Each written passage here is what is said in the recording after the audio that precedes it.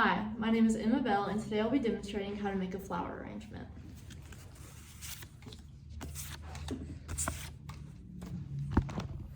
One, 2, 3, 4. 5, 6.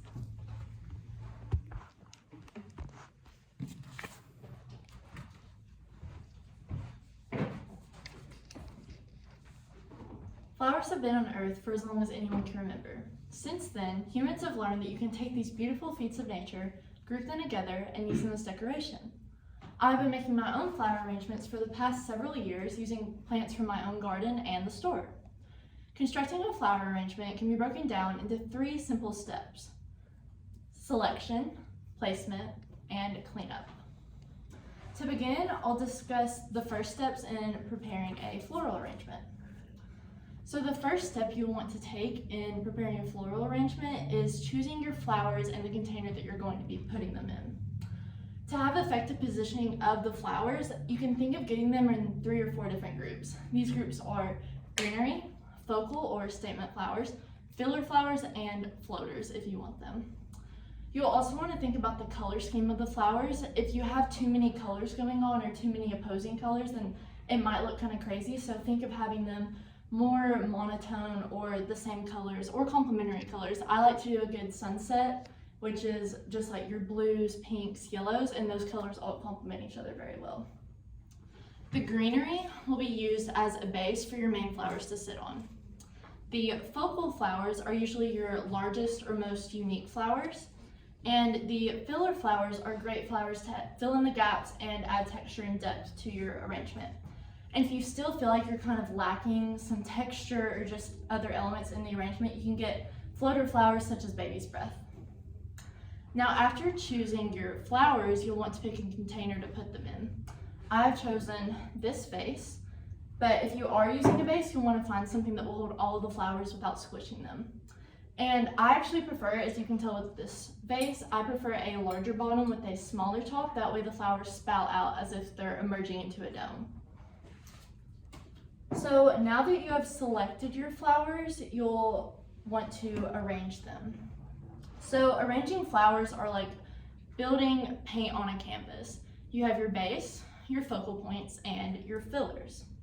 So your greens really add a sturdy base, and it helps add structure and background color. So I'm going to start, and some people do put them in a vase to start, but I prefer to make it like a bouquet in my hand so you can look it all the way around and see how it's looking from all sides.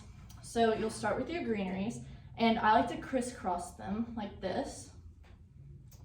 And you can always add more greenery at the end, but this just allows your flowers to have a very good base. And I like to put it as like a V shape kind of, as you can see. And so next you'll want to select your focal flowers. Now you want to put these in as an odd number of flowers, because if you put them in 2 at a time, then it may seem too symmetrical or unnatural. So you'll want to put these in 2 at a time. Or not 2 at a time, you'll want to put these in odd numbers. And I like to look at it from the top to make sure that it's coming along together evenly, because again, it will look quite unnatural if you have it in there in even numbers or symmetrically. So after you have your filler flowers, and make sure your focal flowers are not poking out of the sides. If they are, then they might droop and they'll die faster. Next, you'll want to use smaller flowers to fill in the gaps. So as you can tell, the focal flowers are at the top from each side, but we still have some gaps that we'll want to fill in. So we'll use these smaller flowers to fill in these gaps. And again, you'll want to put these in odd numbers just so you're not overcrowding anything.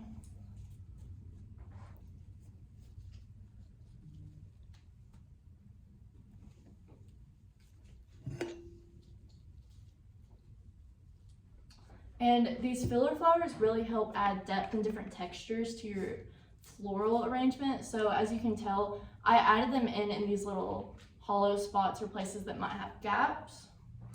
And if you still feel like your piece is lacking, then you can add in little lighter pieces to add little flourishes. And I do personally feel like this is still lacking, so I'm going to be putting in these little floater plants around just to add some more character to your arrangement.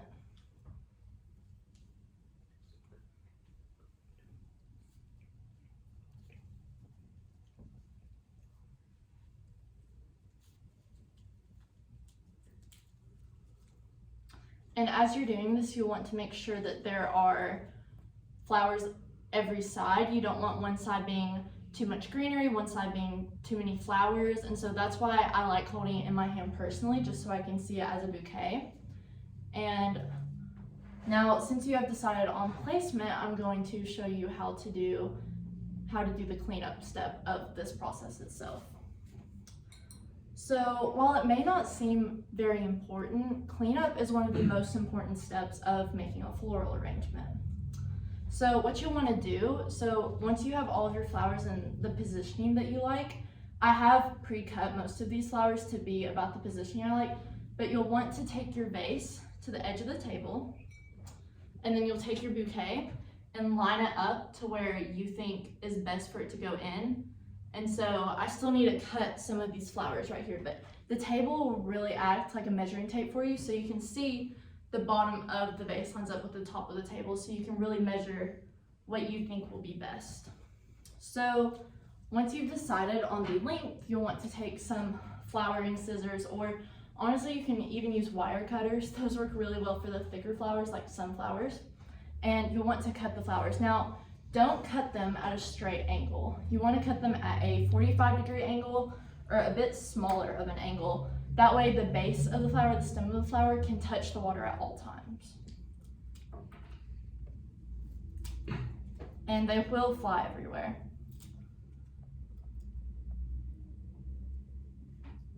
Okay, so now that you've cut the flowers at the height that you wanted, you'll want to remove the excess leaves.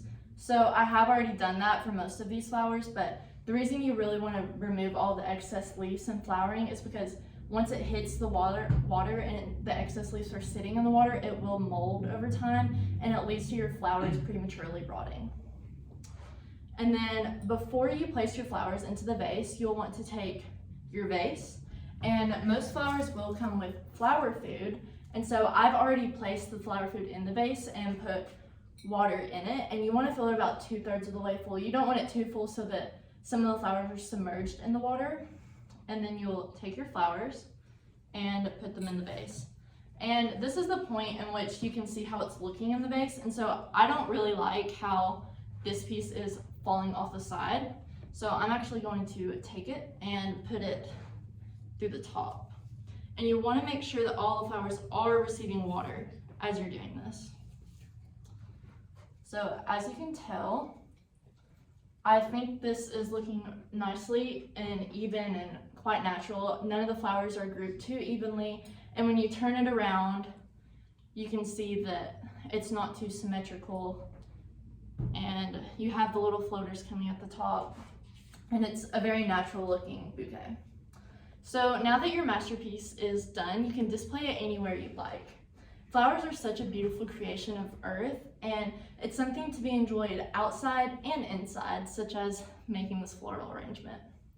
While it may take some practice, constructing a floral arrangement, it will surely bring joy to you and your home, and it's a great way to let your creativity roam free and just have a good time enjoying nature inside or outside.